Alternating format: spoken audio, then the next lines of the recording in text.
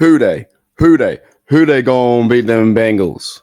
Well, Steel Nation, welcome back to Steelers Nation Australia, and also welcome back to today's Steelers Nation on the Steel Curtain Network.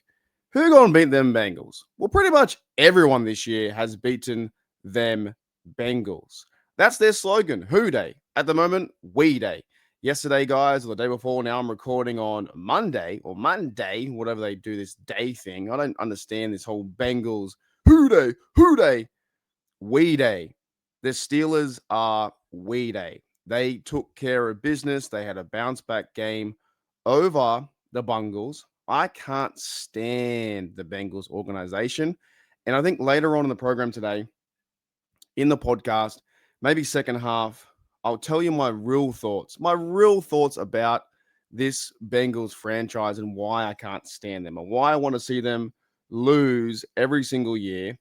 59-year season or 59 seasons, 0 Super Bowls, beaten to 3, never won one.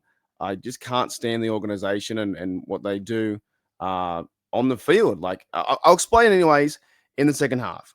But at the moment, it's we day. The Steelers win a big game.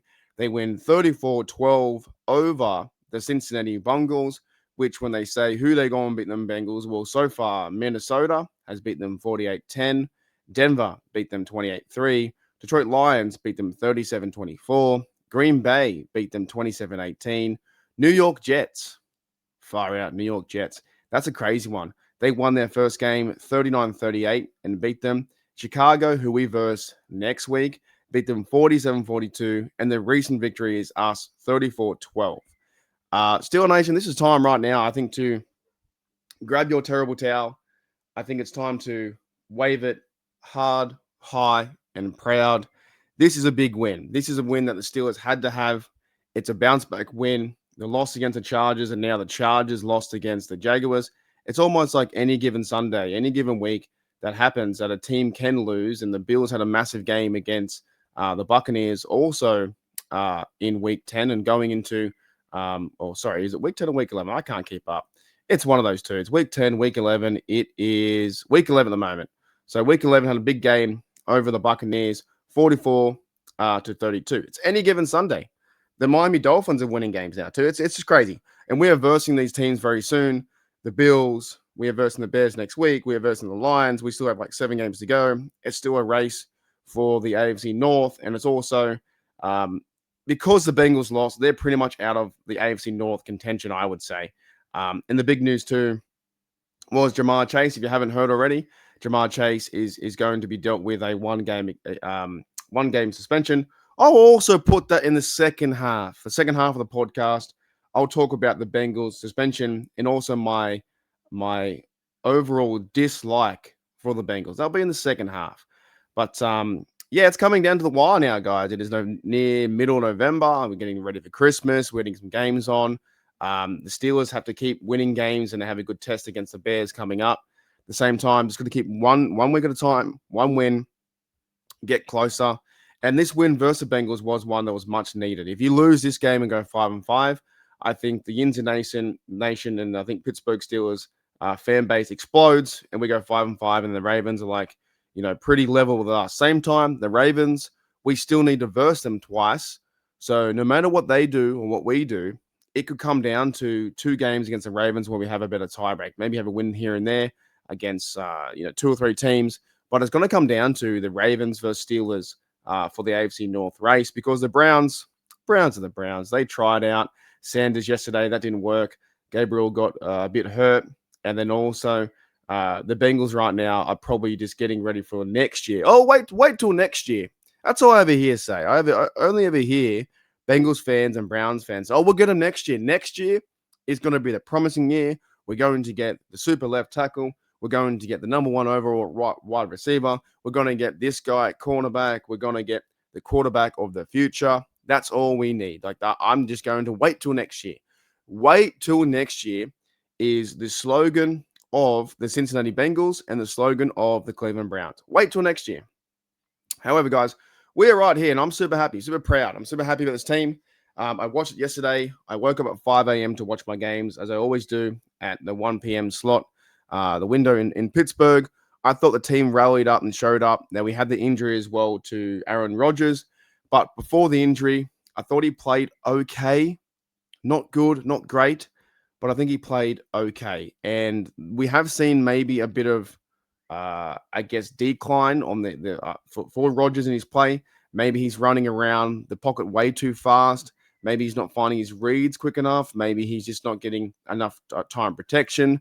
But this is Aaron Rodgers' team. There is no quarterback controversy. And the reason why I say there's no quarterback controversy is because the Steelers will do what, the order of the depth chart.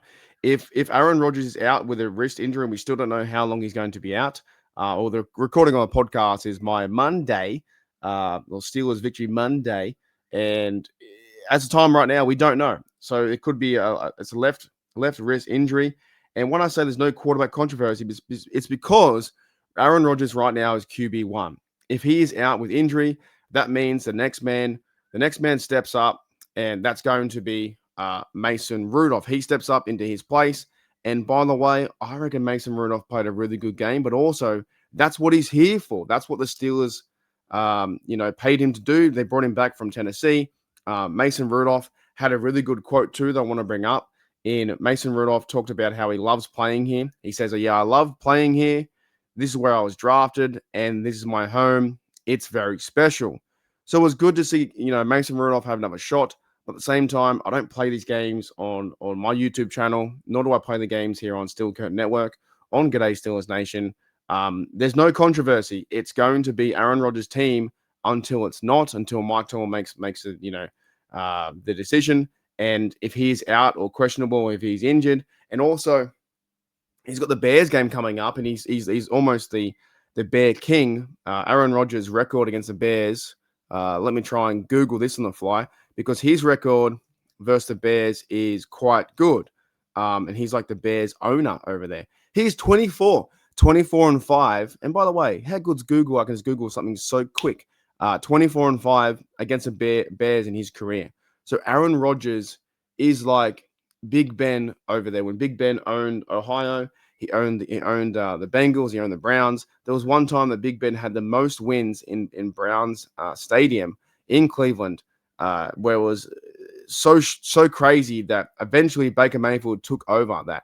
But Aaron Rodgers has a really good record. So I'm sure he wants to play and get back to the Pittsburgh Steelers lineup. At the same time, however, what will happen next will determine is, if it's just a small injury and he can play through it, do the Steelers give him a rest? Do they play Mason Rudolph? He did very well too. Did very well passing the football. I thought Mason Rudolph had the right, poise. He said he was a little bit nervous like at the start, and then he kind of like fed into it.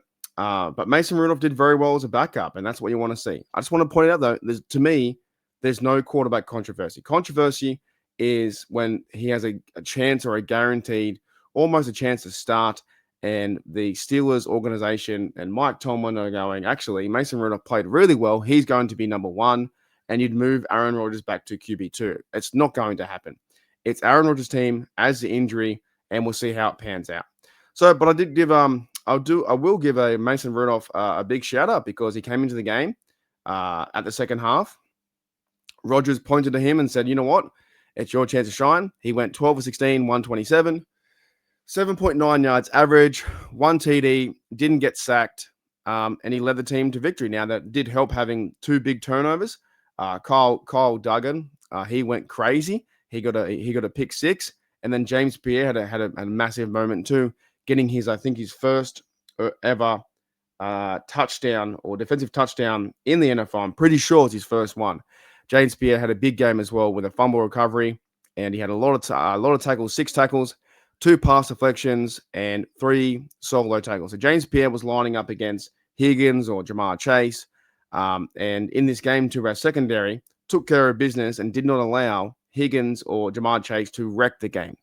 Now, I will give one shout out. I'm going to give one shout out to the Bengals team I dislike. One shout out. I thought Chase Brown was really good. Chase Brown had 18 carries, 99 yards, 5.5 yards average, 35-yard longest. I thought he was tearing us up. They went away from that. They started using him in the run game, had a big play, and Chase Brown had a pretty good game where you're thinking, okay, if he's going to go off, that means the secondaries maybe playing pass more, and that's what they did. They took out different targets like Higgins or Jamar Chase, and Chase Brown was running the rock, and he gave the Bengals a little bit of life, a tiny bit of life. So I'll give them one credit to that. One credit to their player, Chase Brown, played good football. But on the other side of us, our offense, we did okay. And also looking at the box score, we scored points in every single quarter, and that's why we were 34-12. So our offense did okay in terms of I want to see the ball get moved down the field, middle of the field or the sidelines, and throw the ball past the sticks. But at the moment, what they're doing is they're just checking the ball down to Warren, Kenny Gainwell, and trying, because they were almost leaders in our reception. We had Gainwell had 7 receptions. Warren had 2. So that's 9 receptions going towards the running backs. And Darnell had a big game. I'm going to talk about Darnell in a minute. Oh, my goodness. But Gainwell, shout out to him. He had 81 yards, 2 TDs, and the longest was 28. But these are just like check down plays, and they work. They work against a bad defense, not against it. But I do want to see the quarterbacks and the offensive game plan to move the ball beyond the sticks and get balls to DK Metcalf. But you did see a bit of a difference when you had Mason Rudolph against Aaron Rodgers. It looked more, not crazy to say as a backup quarterback, but it looked calmer. It looked more fluent. It looked more, the offense was more confident, I think. They had more poise. I don't know. It just looked different. It looked different, and maybe that Aaron Rodgers could have a week off, or possibly have a few days off, rest up, maybe get his body right, maybe get himself back into the Aaron Rodgers form we saw earlier in the season, where he was throwing the football quickly and getting out of the pocket and finding his targets on the rollouts or the designed play action passes. That would be interesting to watch. But there was no turnovers, so that was good. 34 points to 12, 1 TD each, and then they both went to Gainwell too. So Gainwell had a big day because Warren also went out too. So we're hoping to see and find out what happens with Warren. Although Steeler Nation, we should feel pretty happy about this win. This is one of those wins that I think the up and down roller coaster, like when I was over in Europe and I saw Steelers beat the Vikings, that was a lot of hype. That was a lot of, Pittsburgh Steelers energy in the stadium. Crowd was going crazy. The defense was on fire. You've had, the wins over the Browns where they took care of business versus Gabriel and the Browns. And then everything went pear-shaped when we versed the Chargers. So, of course, it's up and down. That's why we are 6-4. But one of these ones, I think it's a good win because we were pretty much expected to win this game. At home, the Bengals, yes, they have their 2 wide receivers who are really good wide receivers, and they pretty much half the offense. But their defense stinks. The defense is allowing up 33 points per game. And just before I finish the end of this half, I think what I want to tackle is the tackling issues from the Bengals.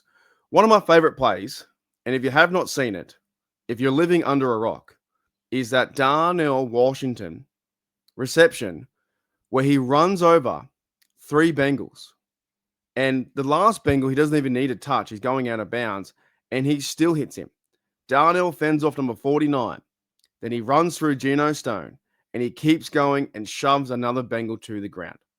That, honest to goodness, and I'm watching it right now. I'm watching it right now on my Twitter. That, honest to goodness, I think is my favorite play of this season so far. Rodgers, he throws the ball. He's standing in the pocket, so give Rodgers credit for that. This was just before the half, so maybe Rodgers had hurt his wrist before. I don't know.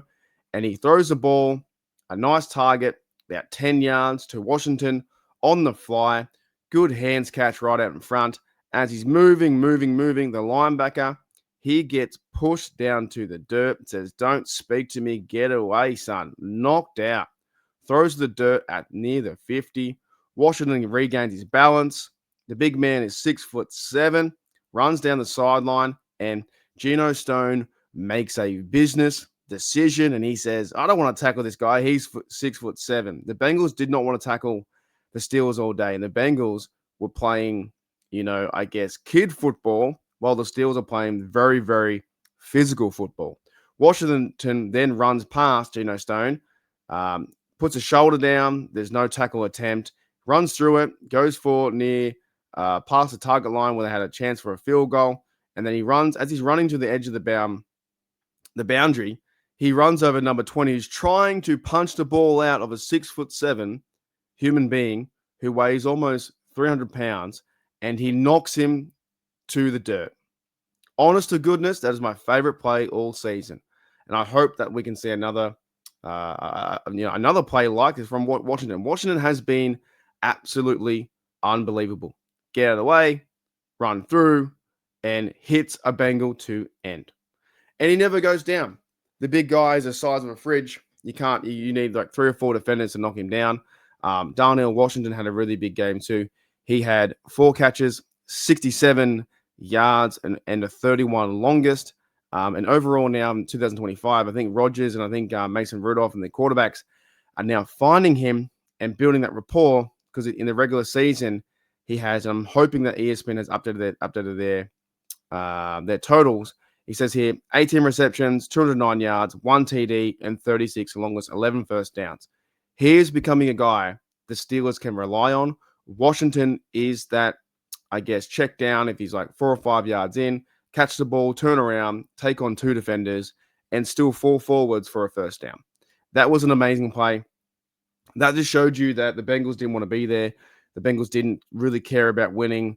They don't want to tackle a big player who's 6'7". They just don't. They don't want to go in there and hit him hard, low, high. It doesn't matter. He ran over 3 Bengals and still got the first down. Alrighty, Steel Nation, let's go to a quick break, because on the other side of this break, I am going to tell you my real thoughts on why I can't stand the Cincinnati Bengals and why I hope they never win a game in my lifetime. Or not a game. They don't win games, but they never win a Super Bowl in my lifetime. Alrighty, Steel Nation, welcome back to the Steel Curtain Network, and also welcome back to Steelers Nation Australia. And hope you guys are doing good. I'm doing very good. I'm very happy the Steelers won this game 34-12. Get to record a podcast, record a podcast about the Bengals and how much I don't like them. Here's an overview. A lot of my guys here on Steel Nation Oz have been rocking me for a long time, 3 or 4 years. A lot of you guys out there in Steel Curtain Network have also been listening to me on the podcast when I was doing it back in the day with Matty Peverill and Steelers Touch Down Under. I don't like them, and there's a few reasons why I don't like the Bengals. I'll give you here's one of the recent reasons. Here's a recent reason. The most recent thing why I can't stand them, and I think they're a bit of a joke of a franchise.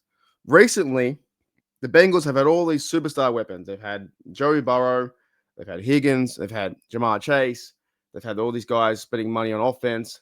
Yes, they went to a Super Bowl a few years ago, 4 or 5 years ago now, and they versed the Rams and they lost, right? The fan base from the Bengals was getting behind the team, and sure, you can. Every fan base can get behind the team. They can do whatever they want. However, I think it was a bit of a false promise, because each and every year now, you'll start hearing the media heads of fan bases say, well, Joe Burrow and the offense, if they get into the playoffs, they'll be a dangerous team. If they, start winning games, and if Joe Burrow is healthy, or if the defense plays better, we have a better defense. There's always these ifs. If the Bengals were this, then they'd win a Super Bowl. Well, they haven't. They haven't done it, right? That's the fact. The facts are right now, they're 3-7. They lost to the Jets. They lost to the Bears. They lost to, tied the series with us. They've lost pretty much, have only won one game in the last, I go to their schedule. They've won one game in the last, 7 or something like that. They're a bad team. They're a bad team on defense. They're a bad team winning games. You can score as many points as you want, but the other team will also score 48-43. Well, the other team will score 39-38 with the Jets.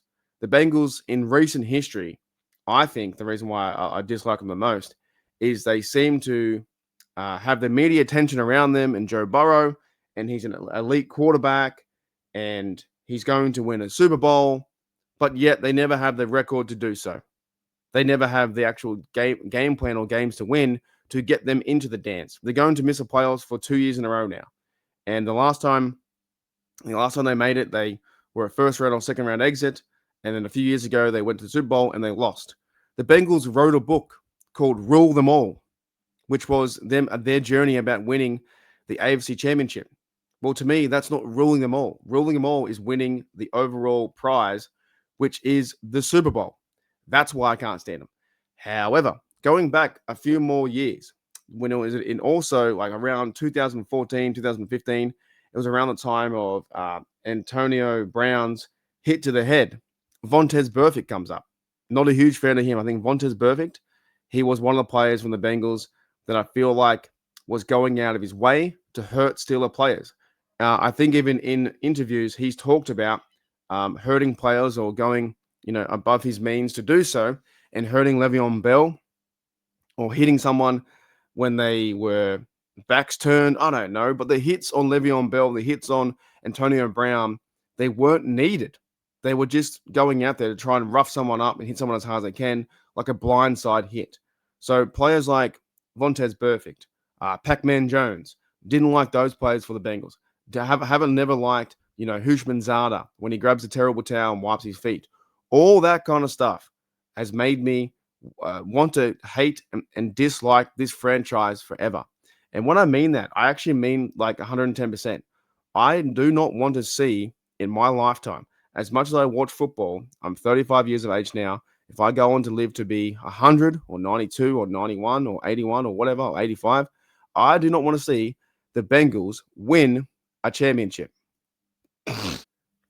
So that means each and every year, the Bengals could get to the playoffs and just lose. Or the Bengals might go to a Super Bowl if they have a team around them. But by the way, this Bengals team right now with their defense, there's no way they even have a chance to win games to have a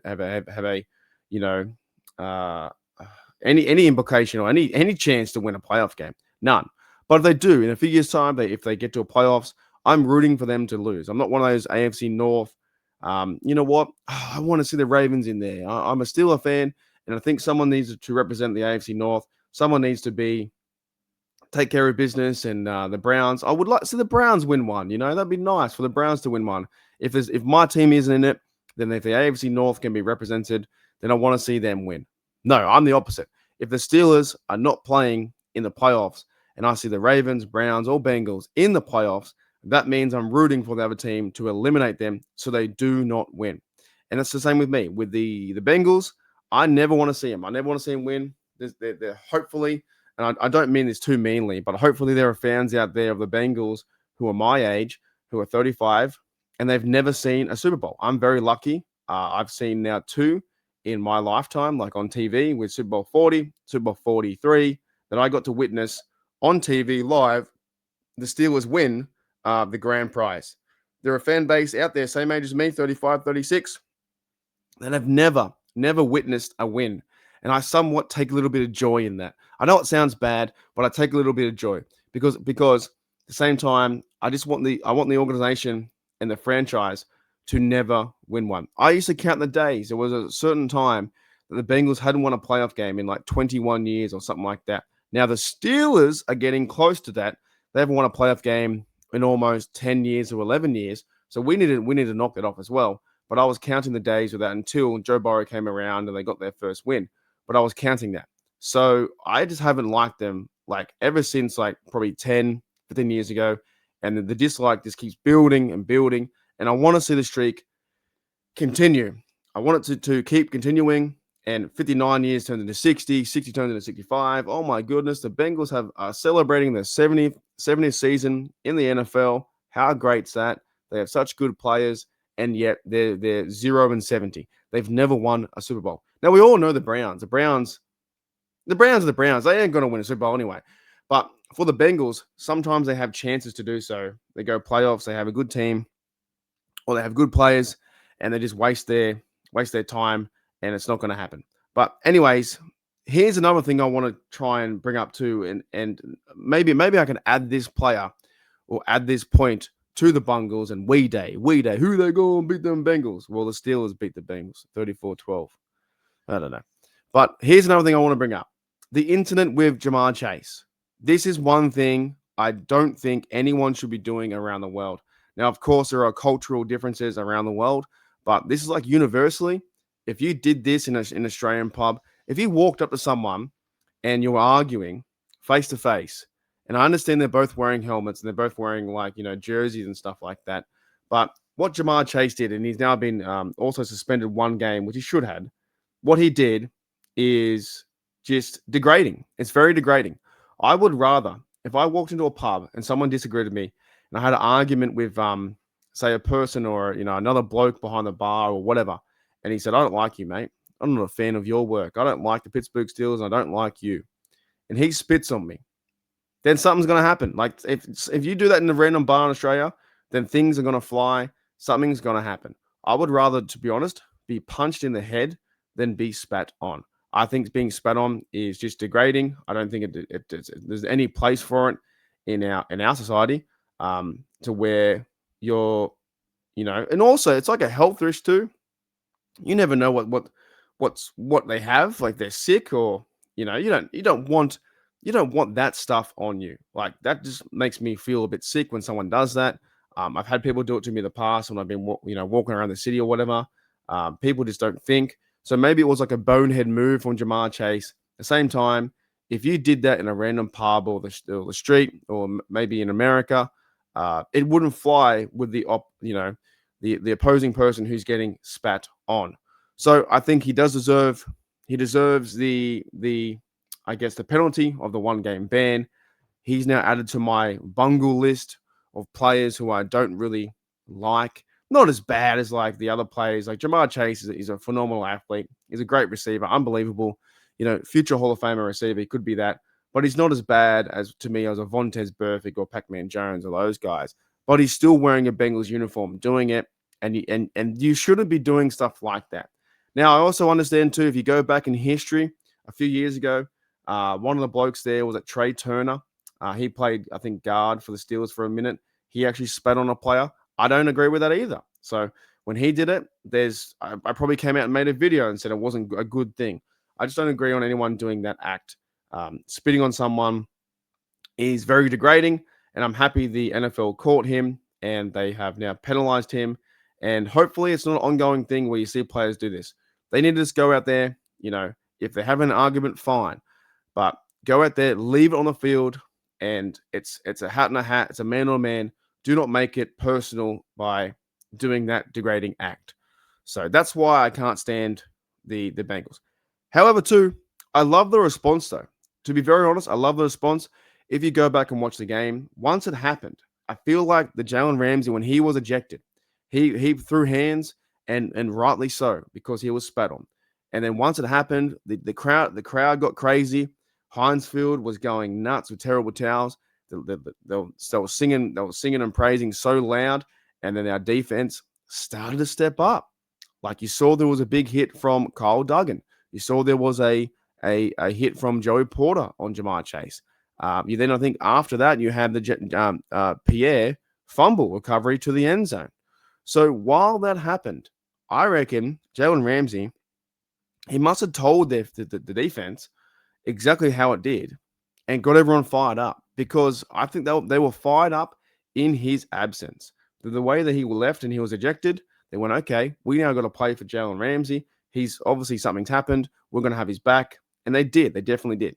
The Steelers Nation and I think the Steelers defense haven't seen them that fired up in a long time. They were going absolutely mental in the stands, and the defense did their job. And they played very well. Like to get 14 points off turnovers. We had Herbig had a sack. I think we had TJ Watt had a few pressures, no sack, but he had a lot of pressures. And the defense and secondary was putting their hands up and doing a really good job. So overall, guys, this was a great game. This was a good game for our Steelers to bounce back. The Bengals say, who they go and beat them Bengals? We man, that they should, what? They should retire that song. That song is stupid. That song only works, or that chant only works when you're a winning franchise and you're winning 10 games, 12 games, and 4, or 12 games and 5. It doesn't work when you're losing games and you're 3-7. Who they go and beat them Bengals? 7 teams so far have beaten the Bengals. Next week, the Patriots will beat the Bengals. They cannot simply sing that song. We have Here We Go Steelers, which is like a chant to support our team. Here we go, Steelers. Here we go. That makes sense. That makes sense. Who they go and beat them Bengals? Everyone.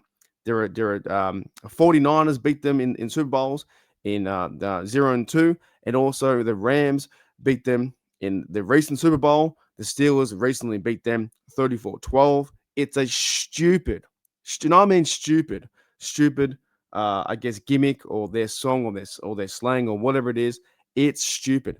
Who they go and beat them Bengals? The Steelers. Steelers beat the Bengals. Beat them 34-12. Anyway, Steel Nation, thank you for checking out the Steel Curtain Network and also G'day Steelers Nation. And I'm on YouTube as well, Steelers Nation Australia. Also on X too. If you want to follow me on X, where I post a lot of my stuff, Steelers Oz. So Steelers and then OZ. Do a lot of tweeting. Do a lot of Bengal dislikes there. Do a lot of Steelers, here we go chants and hype up kind of stuff. But very happy to record and have this win 6-4. The next part, oh my goodness, the Steelers just have to play confident football, physical football, and get back-to-back wins. Like improve to 7-4 with a big matchup versus the Bills. Don't look past the Bears, but just play confident football. If it is Aaron Rodgers or if it is Mason Rudolph, I don't care. You need to go into Bears Stadium and get the job done. I don't care if you win 13-10 or 26-23. Get the job done versus Bears. Keep stacking wins. Steel Nation, I'll see you guys next time on the Steel Curtain Network.